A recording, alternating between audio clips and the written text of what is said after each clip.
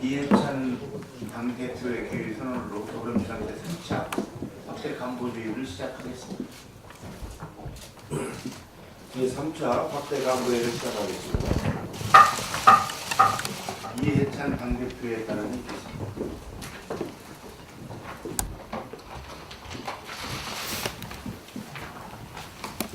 예, 이제 새해 들어서 첫 번째 간부회의를 이제 갔습니다.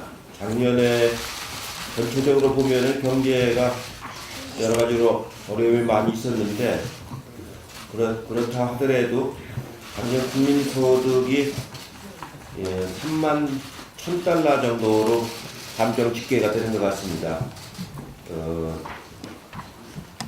2006년도에 2만 달러 시대에 진입한 후에 12년 만에 3만 달러를 돌파를 했습니다. 경제 성장률도 2.7%를 기록을 해서 아주 좋은 건 아니지만 아주 그렇다고 최악의 상황은 아닌 것 같습니다.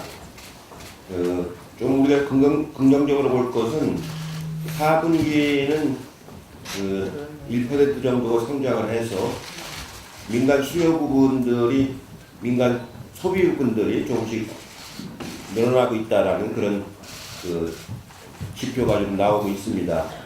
민간 소비 분야가 증가하고 있는 거에 대해서는 구성 요소를 좀 더 면밀하게 우리가 살펴볼 필요가 있어서 정부 측에다가 민간 소비 분야의 증가 요인에 대한 분석을 좀 요청하도록 하겠습니다.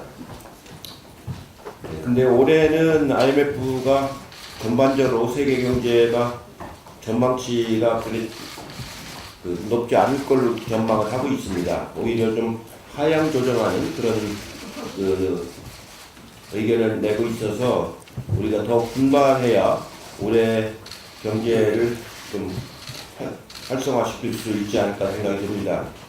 우선 명절 대책으로 설 명절 대책으로 지난번 당정청이 35조 2천억에 관련된 규모의 대책을 세웠는데 이것만이 아니고 다음 주에 발표될 예비 타당성 조사 면제 사업들에 관한 대책과 내년도 예산의 조기 집행에 관한 대책 이런 것들을 정책위를 중심으로 해서 면밀하게 준비를 해서 신속하게 용의주도하게 잘 대응해 나가도록 하는 것이 매우 중요할 것 같습니다. 다행스럽게 어제 택시 카풀 사회적 대타협기구가 출범을 했습니다. 아주 어려운 문제입니다. 기존의 택시 산업을 발전시키면서 새로운 4차 산업혁명에 맞는 그런 플랫폼을 결합시키는 아주 중요한 하나의 계기가 되는 사업인데 충분히 논의를 하면은 해답을 찾을 수 있으리라고 봅니다. 어제 하루 가지고 속단하기는 어렵지만 충분한 논의를 하고 사실적인 기초에 의해서 하면은 충분히 할 수 있는 일이라고 보기 때문에 TF에만 맡겨두지 말고 거당적으로 관심을 가지고 참여해서 문제를 풀어내도록 하겠습니다. 또 어제 3.1운동 임시정부 100주년 특별위원회가 발족을 했습니다. 국회 의원회 간 대강당에서 했는데 자리가 꽉 차고 앉을 자리가 없어서 서서 행사에 참여할 정도로 굉장히 많은 분들이 관심을 가지고 특위를 출범을 했습니다. 실제로 100주년이 기념도 중요하지만 앞으로 100주년을 내다보는 그런 비전이 매우 중요하다고 생각을 하고 있습니다. 들리는 바로는 북미회담을 위한 워싱턴에서의 트럼프와 김영철 위원장 간의 회담이 성과가 있었다라는 얘기가 들립니다. 그 성과를 바탕으로 해서 국내 회담이 2월 말쯤 열리면은 그때부터 우리 사회가 분단 체제가 종식이 되는 새로운 단계로 넘어갈 수 있는 매우 중요한 지점이 된다고 생각합니다. 이 기회를 절대로 놓쳐서는 안 된다는 게 문재인 대통령님이 아주 확고한 생각이시고 또 정부와 당도 마찬가지라고 생각합니다. 이 기회를 살려서 평화 공존체제로 갈 수 있는 첫 해가 되기를 진심으로 희망을 하고 저희도 다짐을 하도록 하겠습니다. 이상입니다. 이어서 홍영희 부대표께서 가능하십니다.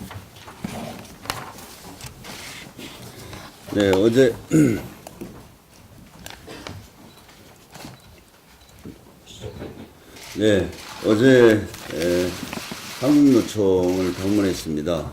지난번 경제사단체와의 간담회 후속 조치로 한국노총을 방문했고 며칠 더 있다가 민주노총도 방문하겠습니다.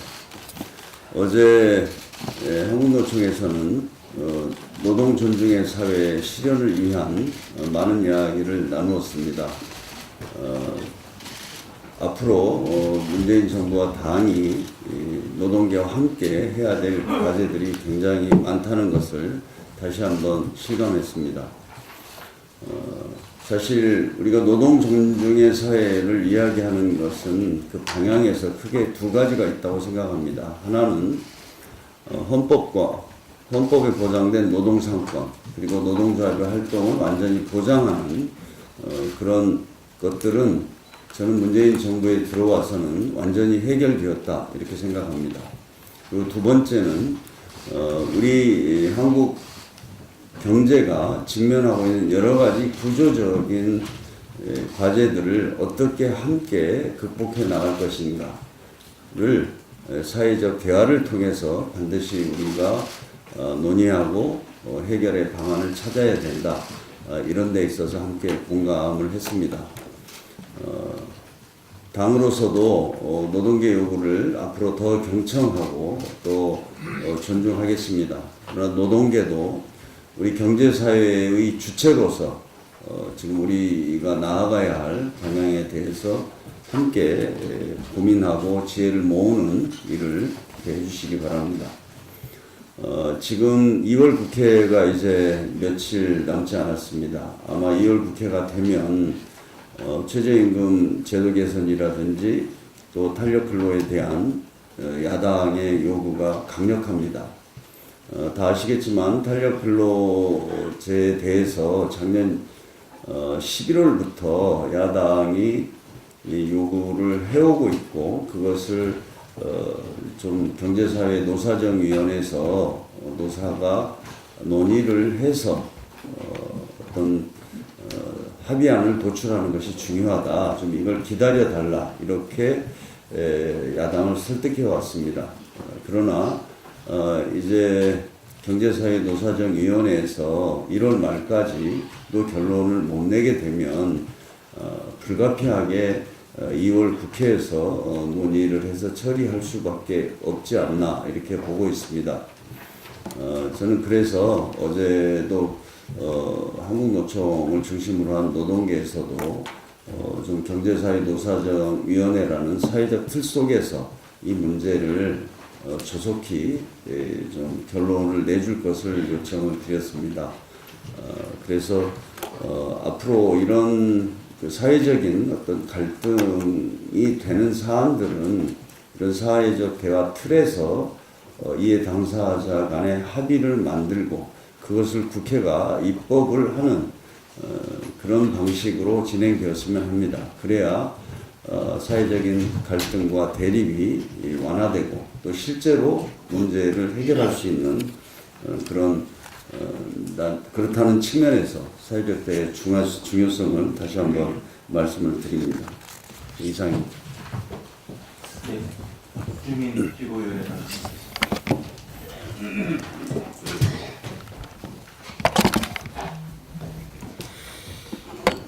예,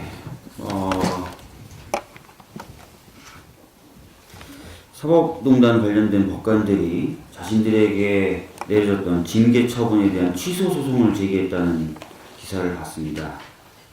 굉장히 답답하다라는 것이 제 솔직한 심정입니다.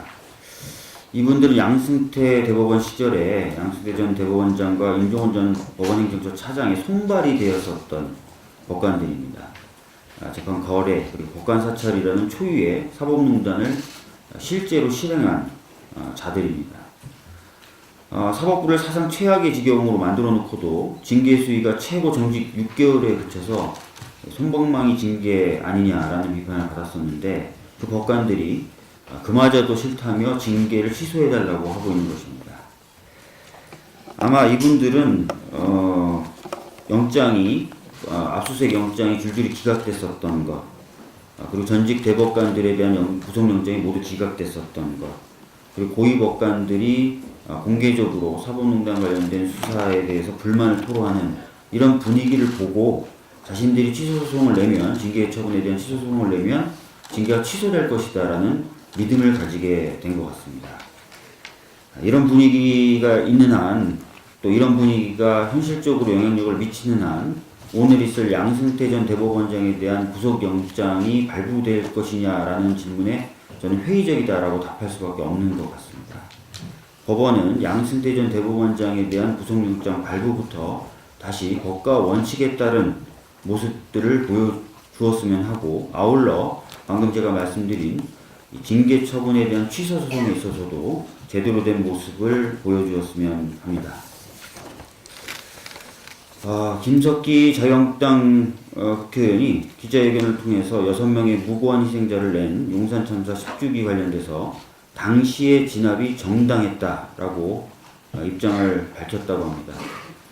또 더 나아가서 같은 상황이 발생하면 같은 결정을 하겠다라고까지 발언을 해서 유가족분들에게 또다시 큰 상처를 안겨드린 것 같습니다. 후원 무치입니다. 용산 참사는 이명박 정부 시절 철거민 5분, 그리고 경찰 1분이 숨진 다시는 일어나서는 안 될 비극적 사건입니다. 김석기 의원은 당시 경찰청장 내정자로 진압작전을 진두지휘한 책임자입니다. 과거사 진상조사단의 조사 결과 지휘부의 과잉 진압과 조직적 여론조작 등이 밝혀진 바 있습니다.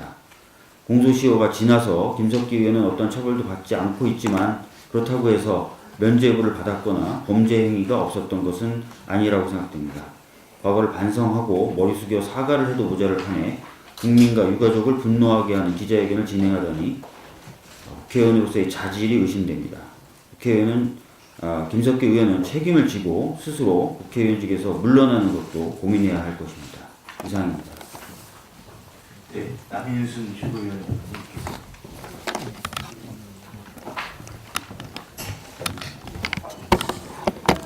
네, 어제 국가인권위원회에서 역대 최대 규모로 스포츠 인권 실태조사를 착수한다고 발표를 했습니다.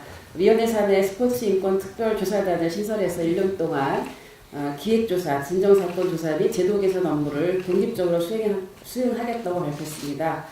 특히 아마 전체 등록 선수 약 13만여 명 중에서 표본조사를 진행을 하고 빙상이나 유도 등 문제가 된 종목의 경우에는 전수조사를 진행을 합니다. 이번 조사를 통해서 권력 구조화되고 은폐되어 온 스포츠 분야의 폭력과 성폭력 문제를 근본적으로 뿌리 뽑을 수 있도록 해야 할 것입니다. 특히 이 과정에서 책임져야 될 사람들은 책임을 져야 할 것이고 제도 개선안이 마련이 돼서 실행이 되고 이후에 제대로 집행되는지 모니터링까지 이어져야 된다고 생각합니다. 반면에 그 안타깝게도 성폭력 피해 사실을 용기 내어 고백한 선수에 대한 2차 피해가 도를 넘고 있습니다. 피해자가 황제 훈련을 했다, 학부모들이 법정 진술을 하자 등 피해자를 비난하는 이런 행위들이 이루어지고 있습니다. 성폭력 범죄 2차 피해 중요한 문제점은 해당 성폭력 범죄 사건에 대해 영향을 미치는 것뿐만이 아니라 향후 성폭력 범죄에 대해 증언하는 이들에게 피해가 가중될 수 있다는 사례를 보여주어서 피해를 용감하게 증언하거나 돕기 위해 증언을 하는 용기를 꺾는 것에 있습니다.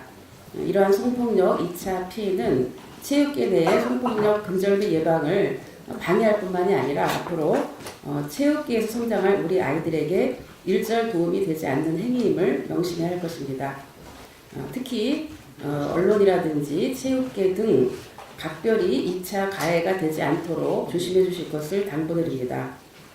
또한 국회에 계류되어 있는 2차 피해 방지 및 피해자의 학습권, 생존권을 위한 임시조치 등 뿐만 아니라 그 미투 폭로를 한 사람에 대한 그 명예훼손죄 적용 제외 등이 법률 개정안이 아직도 처리되지 않고 있습니다. 이에 처리를 위해서 최선을 다하도록 하겠습니다. 예, 한 가지 안타까운 소식이 있어서 잠깐 말씀드리고자 합니다. 서울 망우동 주택가 반지하 월세방에서 모녀가 스스로 목숨을 끊은 채 발견된 사실이 뒤늦게 알려졌습니다. 아마 송파 세모녀 사망사건을 기억하실 것입니다. 이 사건 이후에 부양의무자 기준을 완화하고 서울시 등에서는 그 위기가정을 발굴하는 착동 사업을 벌였지만 빈곤과 치매로 고통받는 망우동 모녀의 극단적인 선택을 막지는 못했습니다. 우리나라는 신청주의식 복지제도를 채택하고 있어서 복지 사각지대 발굴에 어려움이 많습니다.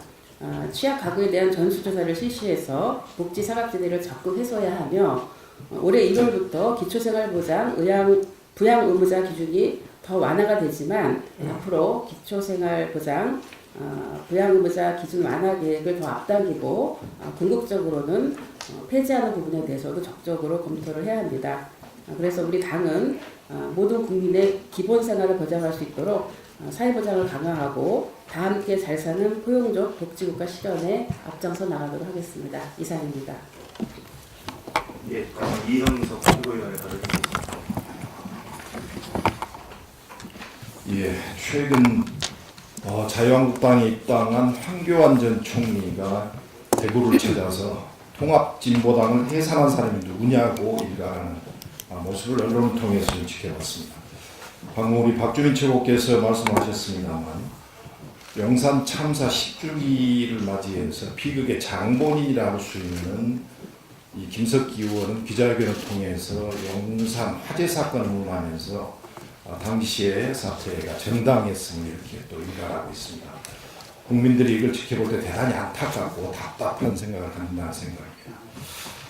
저는 기본적으로 이 공안 세력들이 이제 다시 준동하고 있지 않는가 하는 생각을 했습니다. 이쯤 되면 자유한국당은 공안 세력의 본원이라고 지칭하지 않을 수 없습니다. 자유한국당이 꿈꾸고 있는 공안 세력의 부활의 꿈은 절대 국민들께서 용납하지 않으실 겁니다. 예, 이어서 박광원 최고위원을 받아주겠습니다. 잠시만 기다려 주십시오. 네. 예산 대표님께서 긍정적 경제 지표에 대해서도 좀 국민들께서 제대로 아실 수 있도록 할 필요가 있다는 말씀을 해주셨는데요. 부동산 시장이 빠른 속도로 안정화의 길로 들어섰습니다. 물론 최종적으로 국민들이 원하는 그 선까지 어느 시기에 갈 수 있을 것인가에 대해서는 정확하게 얘기하기 어렵습니다만 그동안 과도하게 오른 그 집값이 이제는 안정화의 길로 들어서고 있는데 그동안 실수요자에 의해서 올랐던 것이 아니라 유통시장을 교란하고 왜곡하는 방식으로 투기 수요에 의해서 정말로 폭등이라고 해야 되고 또는 미친 집값이라고까지 표현이 됐던 그런 어떤 지표를 보여줬었는데 지금 보여주는 것을 폭락이라고 얘기하고 급락이라고 얘기하고 마치 부동산 시장에 무슨 이상이 있는 것처럼 또 이렇게 국민들의 시각에 혼선을 주는 그런 얘기들이 있어서 좀 얘기를 하고 싶습니다. 한국감정원 아파트 평균 매매 가격 동향을 보니까 지난해 10월부터 12월 사이에 전국 아파트 평균 매매값이 19만 원이 내렸습니다. 이 기간 동안 서울이 260만 원이 내렸고 강남이 509만 원 정도 내렸는데요.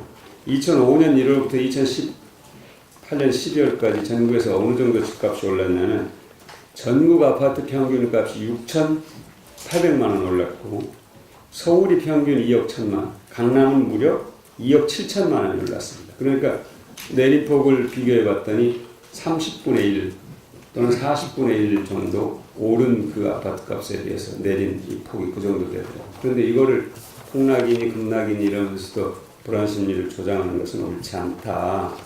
그런 말씀을 드리고요. 이 단순 비교만으로 모든 것을 보여줄 수는 없습니다. 그러나 어쨌든 부동산 값이 계속 오르는 것은 우리 국민들의 이 주거비 부담을 늘려서 사실은 굉장히 어렵게 만드는 것이거든요. 그리고 그것이 양극화의 가장 중요한 원인 중에 하나도 되고 있고, 그래서 이 주택 가격을 안정시키고 이 비정상적인 주택 유통 시장을 정상화시키는 것, 이것은 국민들이 명령한 문재인 정부의 주택 정책이다 하는 점을 다시 한번 강조해서 말씀을 드리겠습니다. 공시가 얘기를 사실은 김태년 정책위 의장께서 어제 의원총회에서 상당히 구체적으로 말씀을 하셨습니다만, 공시가의 현실화로 세액 부담이 실질적으로 느는 인구는 초고가 주택과 아파트를 가진 토지를 보유한 상위 2% 정도라고 합니다. 국토부가 아마 98.3%는 거의 영향을 받지 않는다 하는 그런 전망을 하고 있고, 김현미 장관께서 이에 대해서 충분히 설명을 하실 것으로 알고 있습니다. 자유한국당이 그런데 또 이걸 놓고 철진한 세금 폭탄론을 들고 나와서 국민들을, 제가 보기에는 세금에 걱정을 하는, 우려하는 그런 국민들만을 대표하는 정당인가, 자유한국당은 분명하게 좀 밝혔으면 좋겠습니다. 소수의 투기 세력이 아닌 평범한 국민들을 대변하기를 바랍니다. 이 위조 지폐가 경제를 망치듯이 위조 정보도 우리 경제에 아무런 도움이 되지 않는다 하는 점을 분명하게 말씀드리겠습니다. 대단히 저급한 정치 공세다 하는 점을 말씀드리겠습니다. 그다음에 또 하나는 공시가 현실화가 자영업자의 임대료 폭등으로 이어진다는 것도 사실이 아니다. 상가 임대차 보호법에 따라서 임대료 인상폭은 연간 5%로 제한되어 있고, 또 계약갱신 요구 기한이 5년에서 10년으로 연장이 됐고, 환산보증금 기준액도 6억에서 9억으로 높이는 시행령 개정안이 현재 입법 예고된 상태라는 점을 다시 한번 확인해 드립니다. 이상입니다. 예, 다음 김혜영 피고위원 담당겠습니다. 그린피스가 22일 공개한 도쿄 전력이 자초한 후쿠시마 원전 오염수 보고서에 따르면 지난해 12월 13일 기준으로 도쿄 전력에서 정화를 거쳐서 탱크에 보관 중인 오염수 94만 톤 중 89만 톤을 분석한 결과 84%가량인 75만 톤에서 기준치를 넘는 방사성 물질이 발견되었다고 합니다. 또한 이러한 오염수가 매일 130톤씩 늘어나고 있다고 합니다. 이러한 상황에서 일본 원자력 규제위원장은 지난해 10월 기자들과 만나 오염수를 희석해서 해양에 방출하는 것을 허용하겠다는 취지의 언급을 했다고 합니다. 일본에서 오염수를 해양으로의 방출을 검토하는 이유는 천문학적인 비용 때문인 것으로 추측됩니다. 바다는 인류의 근원입니다. 원전 오염수를 바다로 방출하여 바다가 방사성으로 오염된다면 그 피해는 인접국인 우리나라는 물론 전 세계에 미칠 것입니다. 일본의 원전 오염수 문제에 대해서는 전 세계가 관심을 가지고 세계의 공유 자산인 해양을 보호하기 위해 적극적으로 대처해야 할 것입니다. 영호남 광역단체장 8명이 공동으로 부산 목포 광역전철망 구축과 남해안 해안관광도로 건설 의견이 담긴 공동선언문을 채택하고 이를 정부에 공식 건의했습니다. 수도권 집중화로 인해서 부동산, 일자리, 저출산 등 우리 사회의 많은 문제가 심화되고 있습니다. 대한민국의 지속 가능을 위해서 국토균형 발전은 선택이 아닌 필수가 되었습니다. 영남과 호남은 과거 지역주의로 대립하기도 했습니다. 하지만 이제는 영호남은 영남과 호남, 호남과 영남은 더 많이 교류하고 협력하고 상생해야 합니다. 영호남이 연대하여 경제, 문화, 관광 등 모든 면에서 벨트를 형성해서 남부 경제권을 발전시켜 나가야 합니다. 대한민국은 수도권과 남부권 경제 두 축이 든든히 자리 잡을 때 한 단계 더 도약할 것입니다. 이상입니다. 이수진 지구위원회 발언이 있겠습니다. 네, 올해는 국제노동기구 ILO 창립 100주년이 되는 해입니다. 현재 ILO 회원국 중 143개국이 핵심 협약 8개를 모두 비준한 상태고, 한국은 1991년 ILO 정식 회원국이 되었지만 핵심 협약 8개 중 4개만을 비준한 상태입니다. 이젠 노동 기본권이 담긴 핵심 협약 비준을 통해서 국민소득 3만 불에 걸맞는 그런 국격을 보여줘야 할 때인 것 같습니다. 이제 곧 최저임금 인상된 1월 임금을 받게 됩니다. 저는 전국 노동위원회와 함께 청소, 미화, 환경 노동자들, 최저임금이 한 달 월급인 우리 노동자들을 찾아뵙고 또 최저임금 인상 이후의 삶이 어떻게 바뀌었는지, 과연 소비 지수가 올라가고 있는데 영향을 줄 만큼 임금이 조건이 되었는지 이런 것들 좀 살펴보고자 합니다. 노동자들의 삶이 더 나아지게 만드는 더불어민주당 활동을 위해서 열심히 뛰겠습니다. 이상입니다. 예, 다음은 전용기 전국 대학생위원장의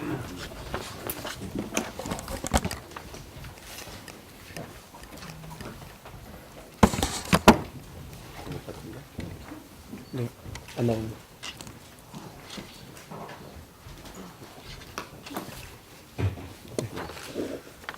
네, 지금 20대가 원하는 상식과 정의는 특별한 것이 아닙니다. 20대가 등을 돌리고 있다, 20대가 뿔났다 라는 수많은 기사에 많은 20대 대학생들과 대화를 나누었습니다. 그제야 처음 가졌던 그 의문의 실마리를 찾게 되었고, 그것은 바로 상식과 정의였습니다. 예로부터 20대의 정의감은 대한민국을 변화로 이끌어가는 원동력이었습니다. 100년 전 전국을 뒤흔든 만세운동부터 오늘날을 있게 한 민주화운동, 모두 상식적인 나라를 바라는 청년과 학생들의 뜨거운 소망이었습니다. 지금의 20대가 원하는 상식과 정의는 특별한 것이 아닙니다. 몰상식한 현실이 상식적이라고 느낄 때 우리는 희망을 가집니다. 노력한 만큼 인정받고 고생한 만큼 돌려받는 그런 나라, 특별하지 않은 이 간단한 명제는 2019년을 살아가는 20대들이 내일을 꿈꿀 수 있는 소중한 희망의 씨앗입니다. 우리 정치가 청년들에게 희망을 줄 수 있도록 사람이 먼저다라는 문재인 대통령님의 말씀처럼 삶의 현장에서 청년들이 꼭 필요로 하는 정책이 무엇인지, 어떤 것에 문제의식을 품고 있는지 적극적으로 발굴해내야 합니다. 전국대학생위원회는 대한민국 모든 20대들의 손을 꼭 잡고 현장의 목소리를 우리 정치에 적극적으로 담아낼 수 있도록 노력하겠습니다. 예, 다음은 문상필 전국 장애인위원장의 발언이 있겠습니다. 예. 문재인 정부와 민주당은 기존의 어느 정부와 집권 여당보다 장애 감수성이 뛰어나다고 장애인께서 생각하고 있습니다. 그래서 기대와 설렘이 컸습니다. 그런데 지금은 그 기대보다는 여러 가지 우려가 더 많은 것이 현실인 것 같습니다. 문재인 대통령의 장애인 공약이 공약 의제와는 상당히 우수하다는 평가를 받았지만 공약 실행은 보통, 그리고 예산 반영은 미흡하다는 평가를 장애인계 자체적으로 내리고 있는 것 같습니다. 올해 7월부터는 장애인 등급제가 폐지되어 시행되고 있고, 부양부제 기준 완화와 수용 스트레스 폐지가 논의되고 있습니다만 특별한 진전은 없습니다. 그리고 논의도 활발하게 되지 않고 있습니다.